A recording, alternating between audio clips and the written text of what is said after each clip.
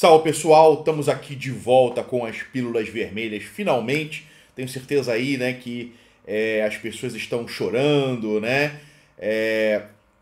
As viúvas em prantos, idosos, as crianças, né, os trabalhadores caem de joelhos no chão, dando graças a Deus. Estamos retornando com as Pílulas Vermelhas, contagem zerada, né, por causa do canal novo. Tô voltando especificamente que eu tava pensando num rapaz que disse que estava fazendo greve de fome até o retorno das Pílulas Vermelhas. Eu tenho certeza que ele infelizmente faleceu, né? Então, em homenagem ao guerreiro, ao mártir, né? Ao mártir da dissidência aí que falou que ia fazer greve de fome até o retorno das Pílulas Vermelhas. Estamos retornando agora. Esse é um episódio rápido, né? Bastante coisa para fazer. E hoje, eu não vou falar da minha viagem, eu já fiz lives sobre a viagem, vou fazer várias outras lives sobre a viagem, participei de podcasts sobre a viagem e por aí vai. Não vou falar nada de viagem, não vou falar nada de Rússia, nem nada do tipo. Eu vou entrar num tema que eu considero um tema razoavelmente relevante, né?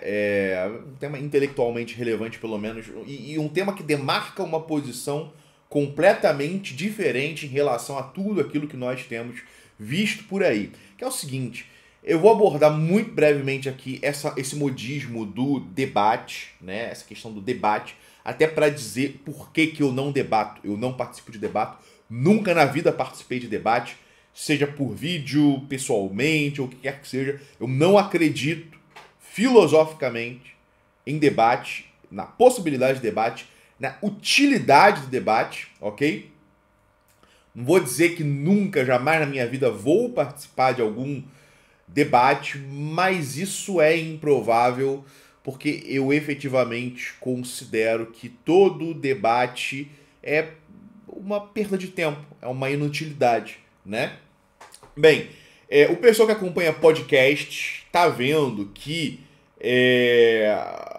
a maneira como as coisas eram conduzidas antigamente está sendo substituída, né? Tradicionalmente, uma ou duas pessoas, né? Enfim, os donos do podcast, do canal, chamavam alguém, a pessoa apresentava ali as suas ideias, né? Existia ali um trabalho dialógico, né? Em alguma medida maiêutico, inclusive, no sentido de que a função do entrevistador, do host, né? Do anfitrião, era tirar do convidado aquilo que há de interessante para ser exibido, né? Trazer à luz, conduzir à luz informações, narrativas, opiniões que seriam interessantes para o próprio anfitrião e também para o seu público. A diferença entre um bom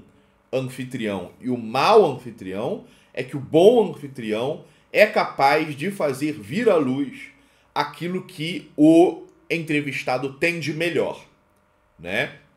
Então, essa é a distinção fundamental entre o bom entrevistador ou o bom anfitrião de um podcast e um mau anfitrião de um podcast.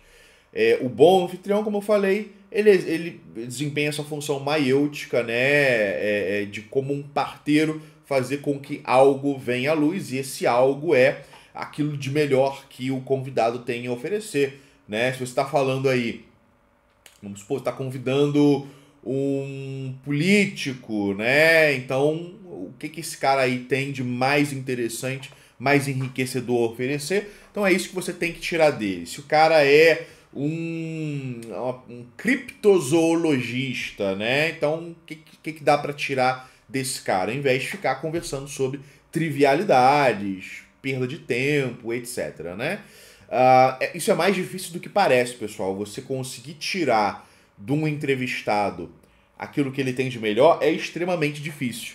É por isso que muitas vezes os fãs, né, de alguém que vai num podcast não gostam do episódio, porque muitas vezes o anfitrião não está preparado para tirar daquela pessoa especificamente aquilo que ela tem a oferecer. É relativamente comum isso acontecer. Chamam pessoas basicamente por causa de algoritmo, né? Fulano de tal é popular, fulano de tal tem canal com muita visualização, chama e a pessoa não consegue, não é capaz de tirar dali o ouro, né? Não é capaz de tirar dali o diamante que está ali oculto, né? Mas, de qualquer maneira, esse é o modelo tradicional dos podcasts, tal como eles têm sido ao longo dos últimos anos, mas cada vez mais a gente vê a substituição disso por debate, né? Pessoal, eu tenho a impressão de que o brasileiro, né, e eu falo brasileiro porque eu não tenho como falar de outros povos, eu não vivo, né, as redes sociais de outros povos, né, não vivo ali a vivência política de outros povos, então eu falo aqui do brasileiro porque é o que eu vejo, é o que eu conheço, né, de uma maneira mais íntima pelo menos, né. Eu não interpreto como viralatismo, chega de interpretações vagabundas aí desse tipo. Eu tenho a impressão que o brasileiro tem um certo fetiche por debate, né? Eu sei que não é apenas no Brasil, mas no Brasil especificamente, considera-se o debate eleitoral como sendo ali o clímax do período eleitoral. Tudo caminha na direção do debate eleitoral e é o debate eleitoral o momento definidor do pleito político. Sociologicamente, eu acho isso completamente falso. Tá? Não me parece que o momento definidor, né, o momento em que as pessoas de fato escolhem quem vão votar no último momento, não me parece que é no debate, com raras exceções. Mas existe esse sentimento do debate como o momento mais importante do período eleitoral, tirando evidentemente, né, o momento final das eleições, né, o momento final entre aspas, porque aquilo que vem depois das eleições também pertence ao processo eleitoral, né? A apuração, o prazo recursal e por aí vai, enfim, vocês entenderam, né? Tirando a eleição, até a eleição, o momento mais importante, esse é a sensação das pessoas, é o sentimento de muitos brasileiros, é o debate eleitoral, né? E no debate eleitoral, muita gente, talvez a maioria das pessoas, tome o desempenho dos candidatos como estando vinculado à competência desses candidatos. Isso é o mesmo sentimento, é a mesma sensação em relação a debates em geral, de qualquer que seja tipo, debate religioso, debate político, né? Debate, sei lá, que outros temas podem ter aí. Debates em podcast também, as pessoas tomam como existindo um vínculo entre o desempenho no debate e a verdade daquelas posições. Ok? Isso é intensamente problemático, né? Me parece óbvio que isso é intensamente problemático. Em primeiro lugar, o que torna um debatedor, né, um bom debatedor? Ou, enfim, o que torna uma pessoa uma boa debatedora? Conhecimento retórico, capacidade retórica, né? Capacidade retórica e até mesmo erística. É basicamente isso.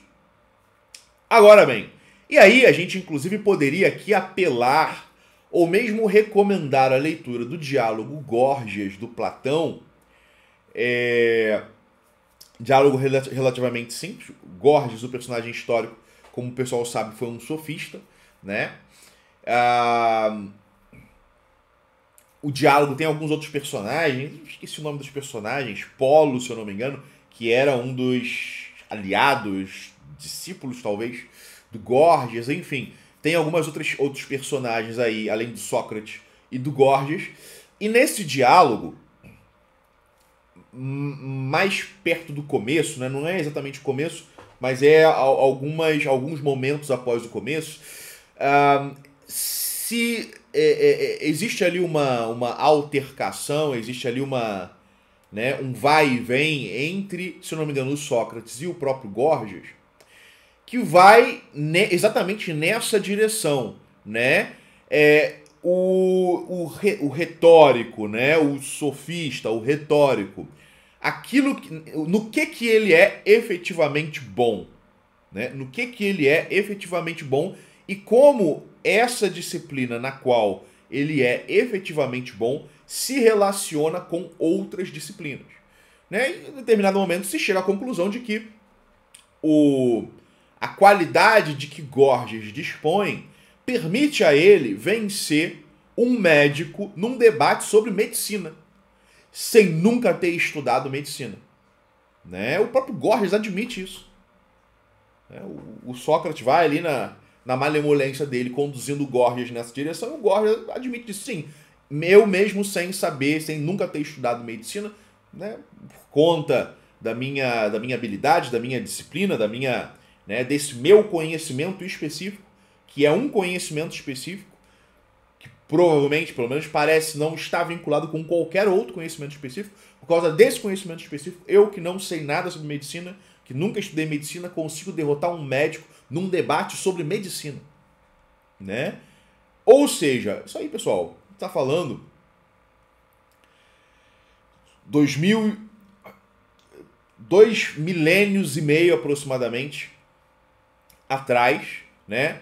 E já está definida aí a questão.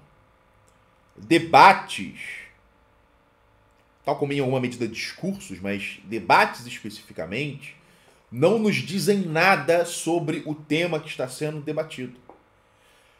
Pelo menos se a gente atentar, se a gente se preocupar com quem está vencendo ou perdendo o debate. A pessoa que sabe mais pode perder o debate, a pessoa que sabe menos pode ganhar o debate. Porque a habilidade retórica, a capacidade retórica e erística, ela é uma disciplina separada das outras disciplinas.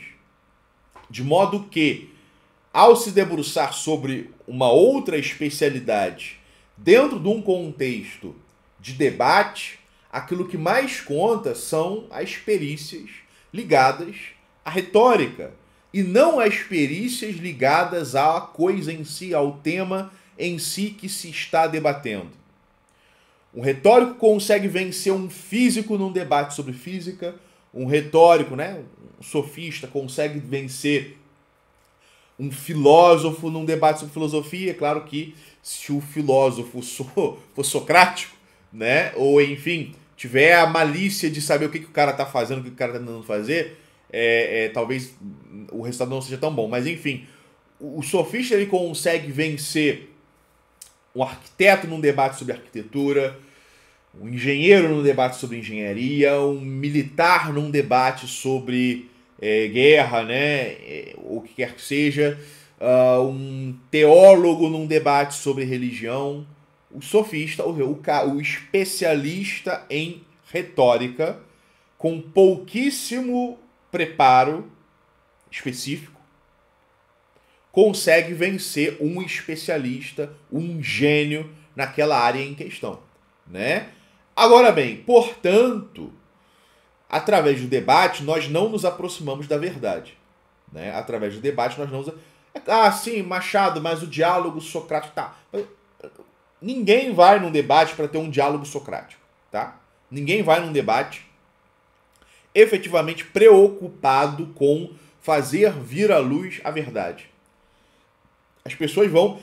Para um debate ser dessa maneira, em primeiro lugar, na minha perspectiva, com poucas exceções, o debate só é possível entre pessoas com posições muito similares. Pessoas com, inclusive, uma relação prévia que já de antemão nos permita crer, permita a todos crer que existe um vínculo de lealdade entre as pessoas que estão debatendo, de modo que elas, sabe-se, pressupõe-se que elas serão mutuamente leais, que elas não utilizarão de qualquer tipo de artimanha, de qualquer artifício escuso, apenas com o objetivo de vencer o debate. São pessoas que estão sinceramente interessadas num esclarecimento em relação a determinada controvérsia, e ali elas apresentam, né, os seus pontos divergentes para tentar, a partir dessas divergências, alcançar, né, o comum, chegar ao mesmo ponto, esse mesmo ponto sendo ali a verdade, preferencialmente, ou pelo menos um consenso sobre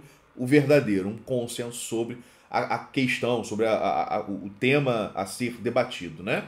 E espera-se que esse consenso esteja o mais próximo possível da verdade.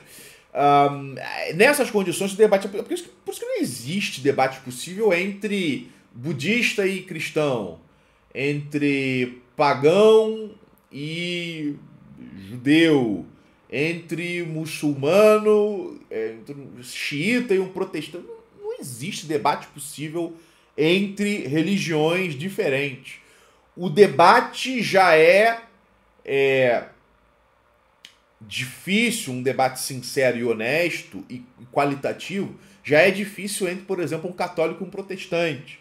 Porque muitas vezes se partem ali de pressupostos conceituais, parte de vícios linguísticos, que tornam impossível até o terreno comum, o chão comum, a partir do qual a verdade pode florescer através do debate, né?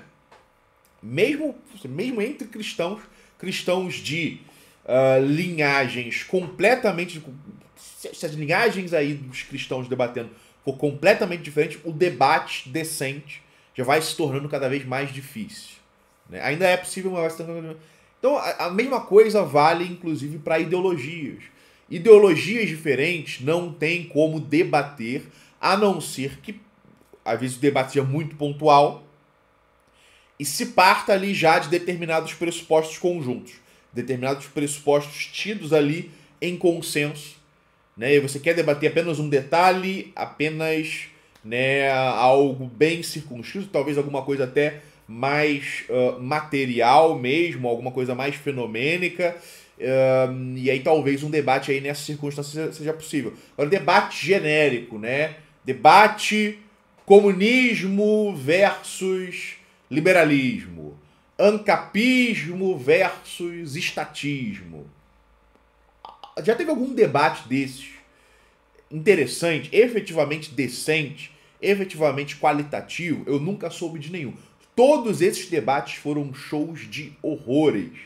Todos esses debates. Incluo aí os debates envolvendo nacionalistas. Muitos casos, sim, é engraçado, tem alguma coisa engraçada, mas aí é aí que a gente vai se aproximando do problema do debate.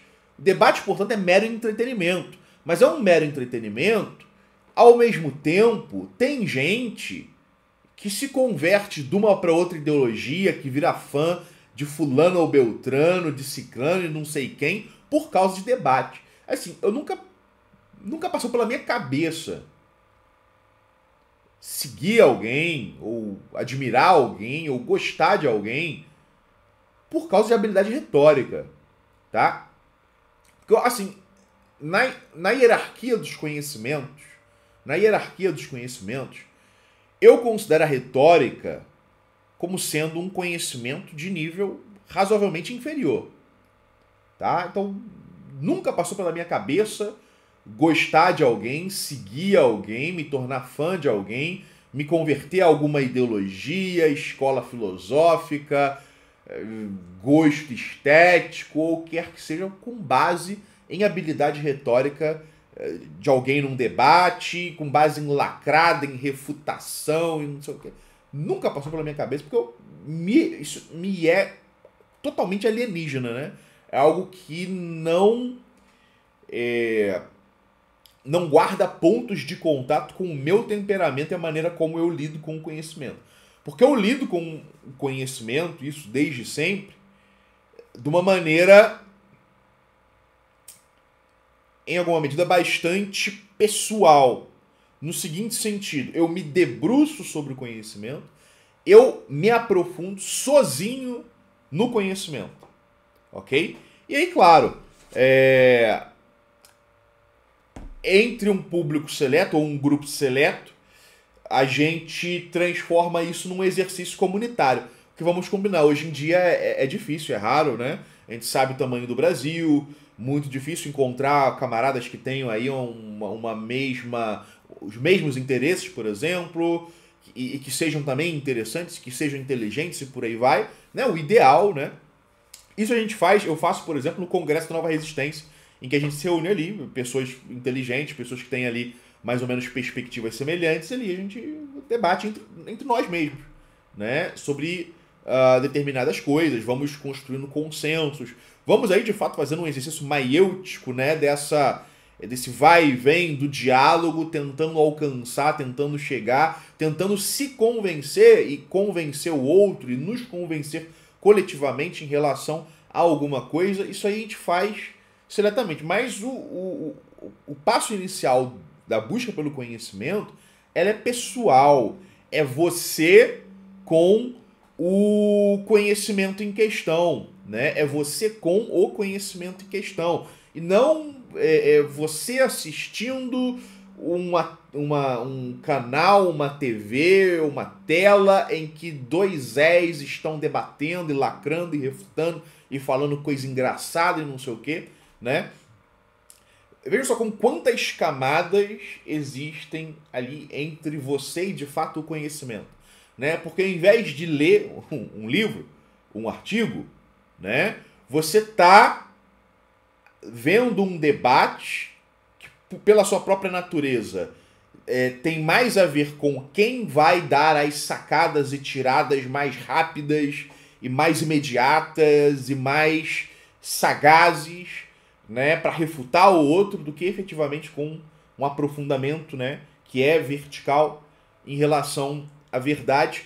Então você está vendo esses Zés que talvez eles tenham lido determinados livros, talvez eles tenham lido determinados livros, talvez não tenham lido, e aí você está deixando que camadas se sobreponham entre você e o conhecimento, né? E para piorar, hoje já existe a versão turbo disso. Hoje em dia tudo tem a versão turbo, né? Na era do turbocapitalismo, nada é o bastante. O açúcar na comida não é o bastante, tem que entupir tudo de açúcar. A Nutella não é o bastante, tem que entupir tudo de Nutella, tem que entupir tudo de leite condensado, né? O sexo normal não é o bastante, todo mundo tem que fazer orgia, e essas mulheres aí de OnlyFans gravando vídeo com 100 caras, 1000 caras. Alguém já chegou a 10 mil caras? Eu realmente não sei. Mas tudo hoje em dia, tudo nessa era do TikTok, do short attention span, né? Da incapacidade de se concentrar numa única coisa e ficar ali concentrado em uma coisa por horas, por exemplo. Nessa era do TikTok, nessa era do turbocapitalismo, existe o turbodebate, que são os caras que debatem em rápida sucessão contra 20 caras, 30 caras, né? 30 mendigos versus um sovina, né? Aí é um negócio de rápida sucessão de sacadas e tiradas e frases de efeito e slogans e rápidas refutações e não sei o quê. E aí, tipo... O que se tira daí? O que se aprende aí? É entretenimento, né? E eu, particularmente, eu acho que existem entretenimentos melhores. Você quer ter um entretenimento, existem outras coisas que você pode fazer, outro tipo de conteúdo que você pode consumir. Por isso que eu acho que debate me é inútil. Eu não vou conseguir esclarecer ninguém, eu não vou conseguir deixar claras as minhas posições, porque a explicação das minhas posições dependem de uma elaboração que se apoia também num interlocutor honesto. O interlocutor tem que ser honesto, né? Honesto, paciente e interessado, para eu poder fazer o desenvolvimento intelectual, para eu mostrar o raciocínio, porque não me interessa só falar, X, Y, Z, é assim, é assado, é tal. Não. É fundamental que vocês entendam um raciocínio por meio do qual se chega de A a B. Isso não é possível num debate, porque debate não é para isso. Debate é para lacrar, é para, vencer, derrotar, refutar e por aí vai, né? E, inclusive, aparentemente, eu vejo aí que tem, no meio nacionalista como um todo, já vi até uma postagem, acho que no Instagram, falando sobre isso aí, pessoal, agora é inevitável, o debate é isso aí, e o pessoal vai ter que debater. Cara, me tirem fora dessa, eu me excluo disso daí. Nos nossos projetos, né, agora na Associação Nova Roma, estão crescendo pra caralho e não dependem minimamente de qualquer tipo de debate, né? Então, não me parece que esse aí é o caminho. O pessoal que insistir muito nisso vai acabar virando, na verdade, macaco de circo, né? Vai acabar, não vai conseguir expressar bem aquilo que realmente acredita e pode, inclusive, acabar caindo em armadilha do inimigo, né? Então, essa é a minha posição em relação aos debates. Essa foi a Pílula Vermelha de hoje. De novo, estamos retornando com as Pílulas Vermelhas e é isso aí, pessoal.